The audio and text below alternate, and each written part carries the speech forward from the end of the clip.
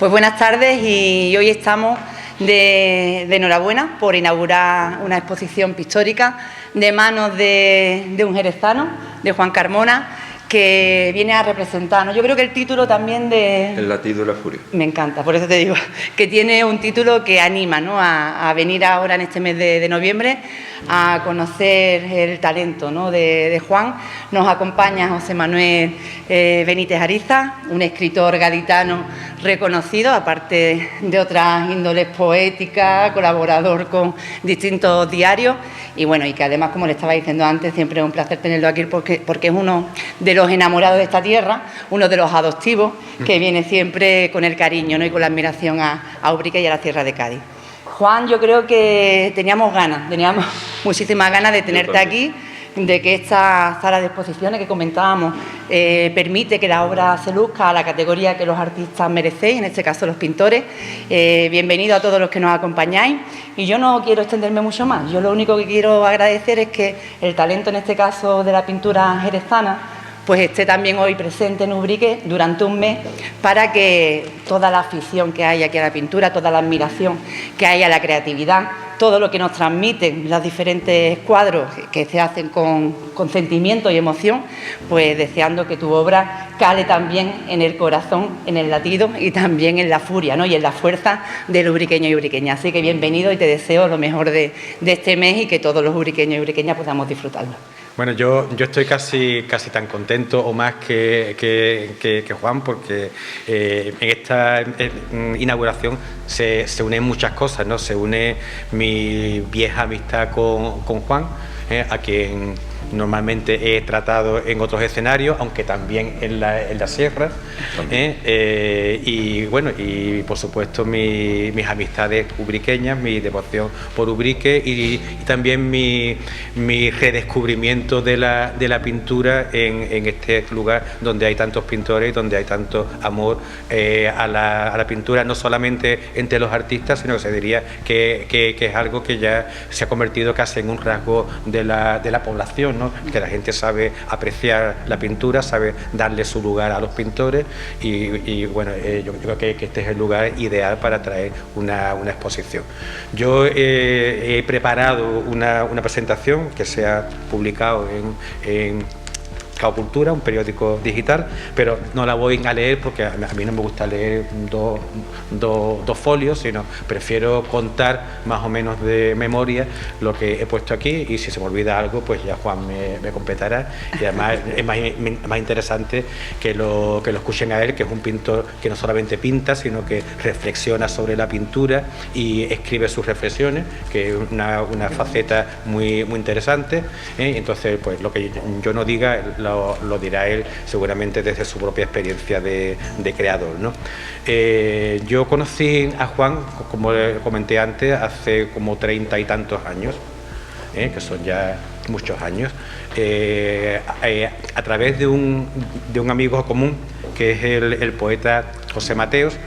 Él era una de las personas que a veces aparecían en compañía de este poeta cuando coincidíamos, y bueno, él era uno más de aquel grupo de jerezanos ochenteros, ¿no?, que desde mi punto de vista de Cádiz, que es una ciudad un poquito más anticuada que Jerez en algunas cosas, ¿no?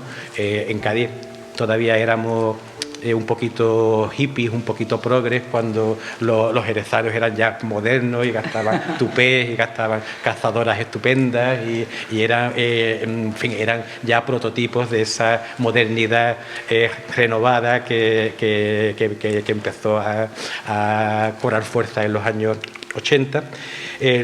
Y lo que yo no sabía de Juan era que aparte de la estupenda estampa que tiene en fin, y de esa impresión que me dio en ese momento, que era pintor.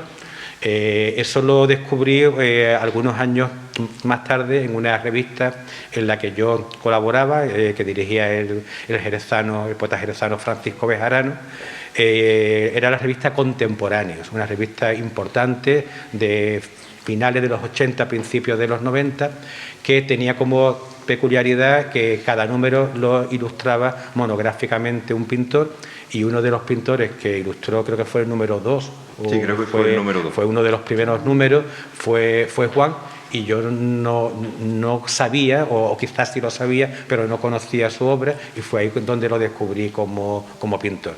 Ya entonces me gustó su obra.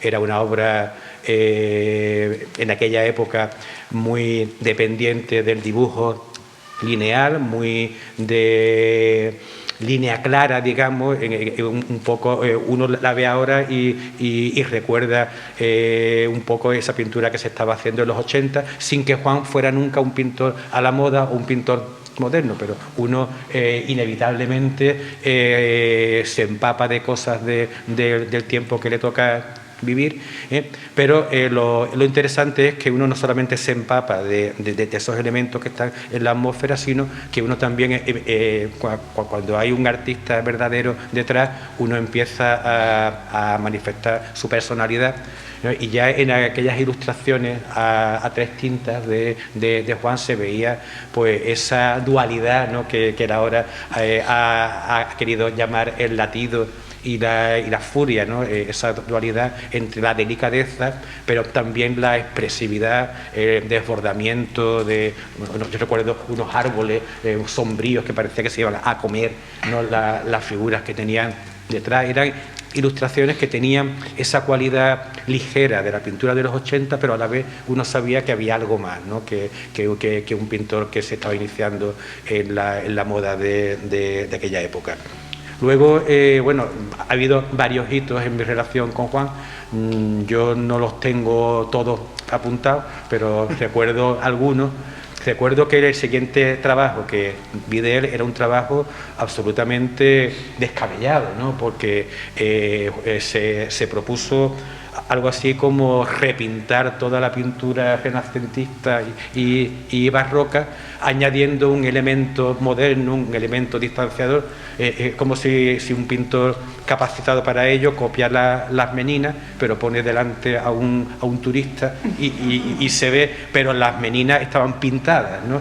Escenas como de película delante de obras de... exactamente, pero esos cuadros renacentistas, barrocos, estaban allí con todo su espesor, con todo su trabajo, en fin, yo ahí descubrí que además de ser un pintor más o menos resultó convincente, era un pintor con un oficio, con unos conocimientos artesanales pues importantes, ¿no? Que era un pintor que sabía muy bien lo que hacía y que por tanto estaba preparado para hacer en el futuro lo que a él le diera la gana. Ha habido otros pasos intermedios. Él me recordaba antes una exposición en la que coincidimos en Sevilla, en la Casa San Fernando. En la Casa San Fernando, hubo otra en la Pescadería Vieja de Jerez, pero yo me he acordado en estas notas de unos dibujos y pinturas que hizo a raíz de un libro del poeta que mencioné antes, de José Mateo.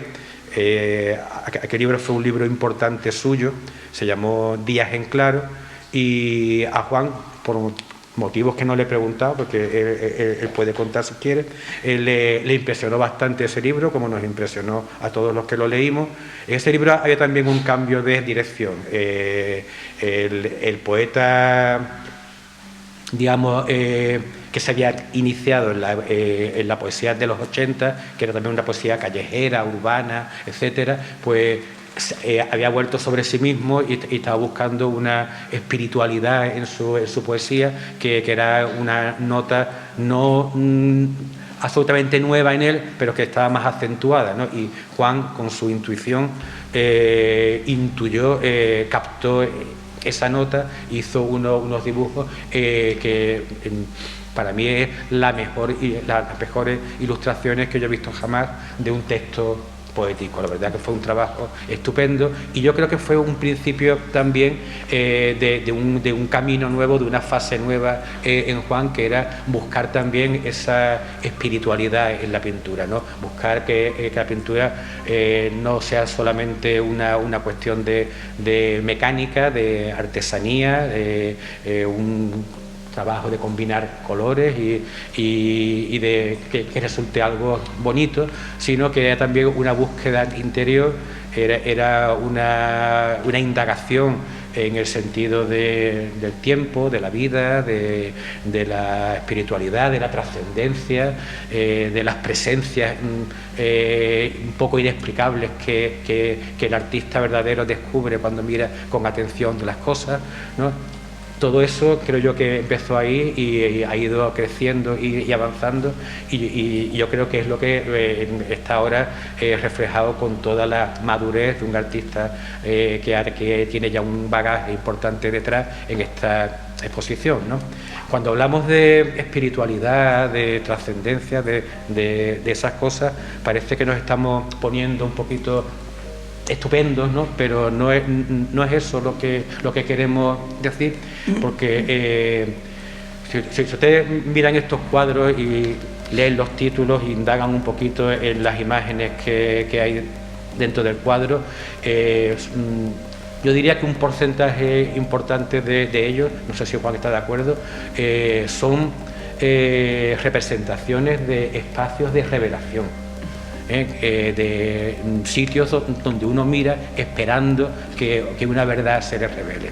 Pero eso no es una cosa de gente cursi ni de gente que diga cosas muy rebuscadas, sino eso es algo tan sencillo como las cosas que suceden en los cuentos infantiles, ¿no? o las intuiciones que tiene cualquier persona que pase por el campo y de pronto en un claro, en una espesura, pues entra un rayo de sol, entra una claridad, entra algo y esa claridad no es un simple elemento óptico, sino es como una revelación. Le da a uno el pálpito de que hay ahí algo que se quiere hacer presente. No estamos hablando de trasgos ni de fantasmas, aunque seguramente el origen de los trasgos, de los fantasmas, de las hadas que se aparecen en el bosque y nos conceden un don, están en esa intuición de que en ciertos espacios se puede producir una revelación, ¿no? Para llegar a una pintura con esa espiritualidad, pues Juan ha avanzado técnicamente. Hablamos antes de esos cuadros barrocos, densos y tal. Esto, por el contrario, es una pintura ligera, es una pintura donde se mantiene la representación, es pintura que representa paisajes figurativas, uno puede intuir lo que está representado ahí, pero a la vez hay una ligereza cercana a la abstracción que permite que la imaginación del espectador pues se dispare y busque no solamente lo que está representado, esas montañas, esas hierbas, esos horizontes, sino algo más, ¿no? Juan en sus notas ha comentado también la influencia de la cultura oriental, de la pintura japonesa, en fin, todas esas incitaciones a simplificar, a ser un poquito más ligero, a dejar la retórica a un lado para llegar a lo esencial, pues están ahí. Y yo como escritor pues aprecio esa cualidad que hay en la pintura de Juan, que es también un tipo de indagación que muchos escritores intentamos hacer, ¿no? Creo que es una pintura que dialoga muy bien con la literatura. Sí, sí. Y bueno, yo podría seguir hablando, pues, pero no voy a hablar más porque creo que el que tiene que hablar es Juan, así que muchas gracias.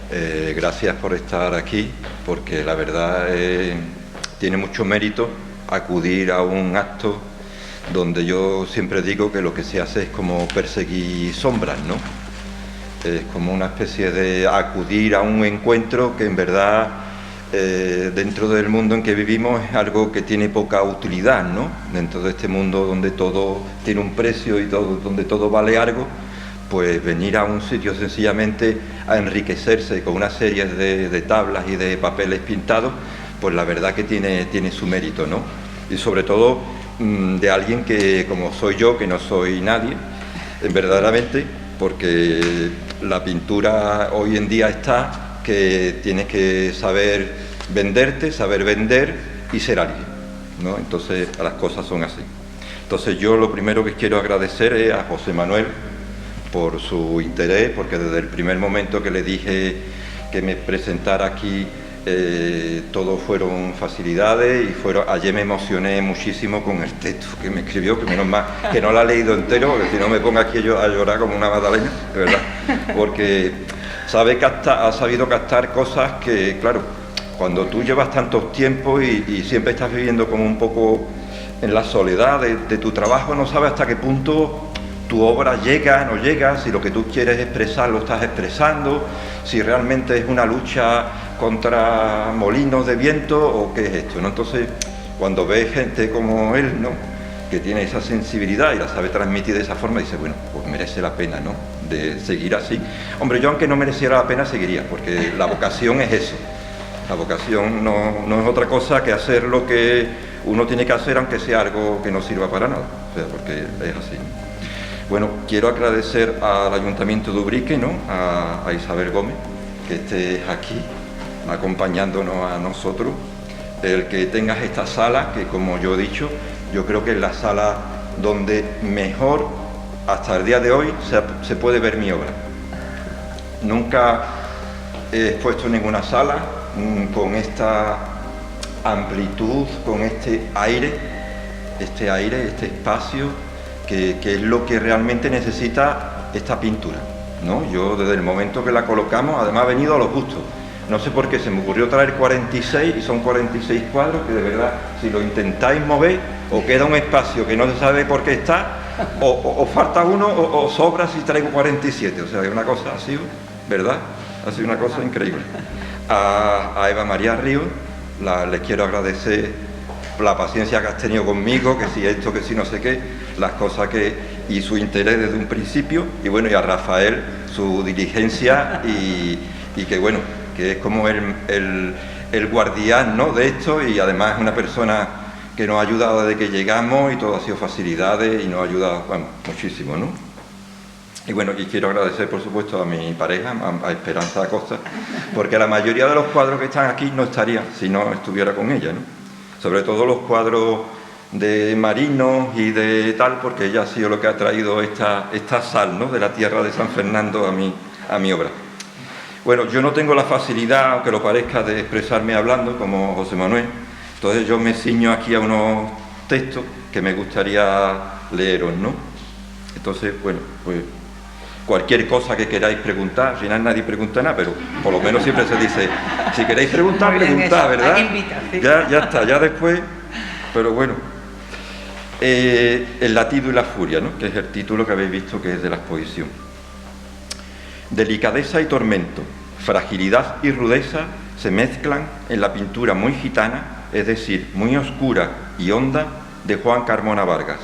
Por eso, pocos títulos podrían resumir mejor su quehacer pictórico que este, con toda su densidad y su vibración shakespeariana, el latido y la furia.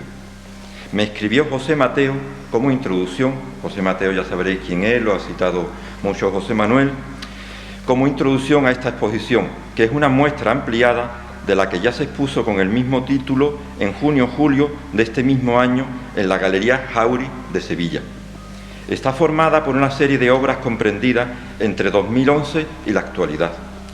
Refleja cómo de forma progresiva, desde unas premisas más ligadas al naturalismo y la belleza, mi interés ha ido evolucionando hacia una estética cercana al concepto del vacío, propio del arte oriental, chino o japonés. Y aquí quisiera yo hacer un inciso sobre la idea del vacío en la pintura. Un cuadro no tiene más vacío porque tenga menos elementos. Eso es una cuestión de estilo. En la pintura china el vacío siempre está presente. Pero quien conozca bien la pintura china, cuando hablo de pintura china hablo de pintura coreana, japonesa, cualquiera que tenga influencia de la pintura china, que es de donde surge todo. Hay otras corrientes llamadas más heterodoxas, donde es una pintura bastante abigarrada y sigue teniendo el concepto del vacío.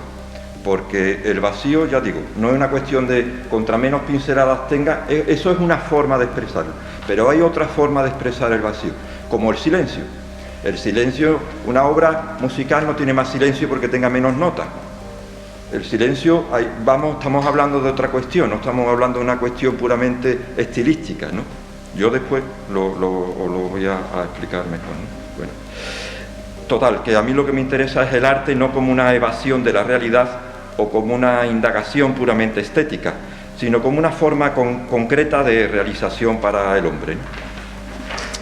Tal como nos dice Ramón Gaya, el pintor debe borrar, mostrando indiferencia hacia la realidad, lo ideal, lo perfecto, la belleza y la fealdad con su tristeza, para llegar al aire soberano, donde se encuentra el alma, no escondida, pero sí agazapada, yo diría que esperándonos. Solo así se supera la fachada de todo lo aparente. Pues bien, esa es la máxima aspiración de mi pintura, pintar el aire soberano. Dibujo, gama cromática, textura, composición, para mí está supeditada a este aire soberano que también Ramón Gaya sabe referirnos. Ese carácter aéreo de mi obra provoca que muchos de estos elementos en estas pinturas no acaban nunca de condensarse, ¿no? Y quedan como a medio nacer, ¿no? La intención de esto es que el observador, yo mismo, el primero, porque yo creo la obra, pero ya una vez que la creo, yo soy otro observador más, no tengo más autoridad que cualquiera de ustedes con la obra, ya la obra tiene su vida propia. Que el observador realice la parte final de la creación. Este continuo proceso es la condición que hace que la obra permanezca siempre viva, porque la obra siempre nace en cuanto alguien la observa y vuelve a nacer en cuanto otro la vuelva a observar. Precisamente porque yo la dejo inacabada para que el otro no la acabe, sino para que la continúe, ¿no? El furioso temblor de la Liña, el latido de la Mancha, crea paisajes dinámicos y animados por un constante estremecimiento. La pintura, un pensamiento en acción, se convierte en expresión espiritual que desvela el misterio eterno de la creación. El latido, el pálpito en la pintura es lo que permite que se produzca el milagro de que un objeto inanimado como un trozo de tela adquiera y dé vida, que un cuadro sea pintura o un poema poesía.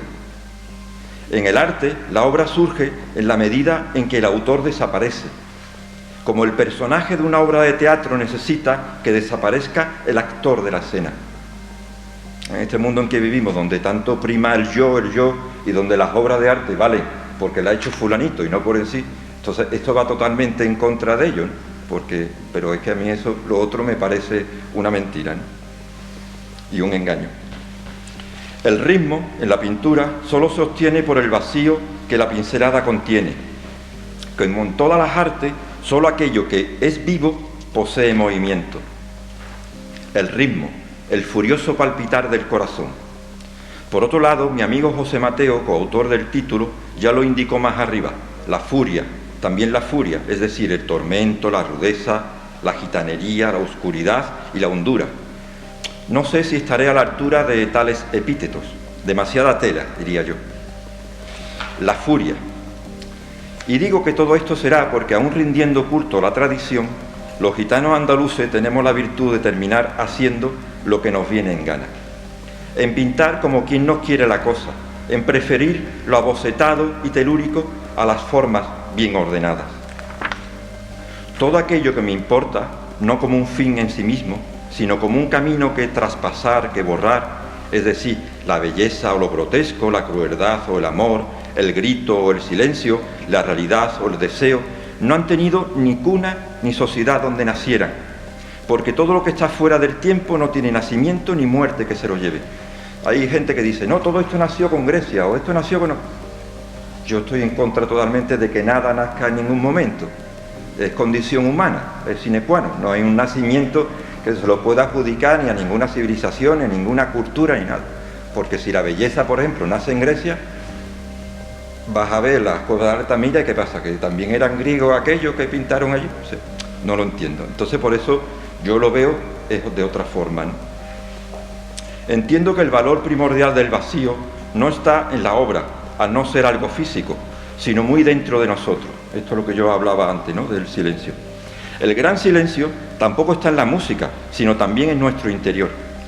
La obra puede callar, gritar o lo que sea, pero ese no es el silencio ni el vacío que nos debe de importar, más allá de cuestiones de estilo.